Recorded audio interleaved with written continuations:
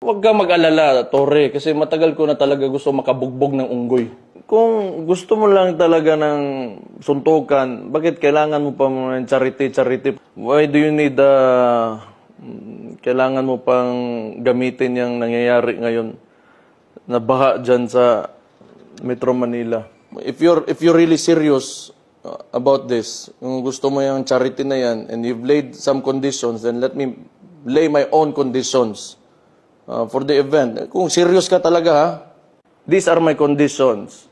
Pakiusapan mo yung amo mo na presidente and let it come out of his mouth that all elected officials should undergo a hair follicle drug test.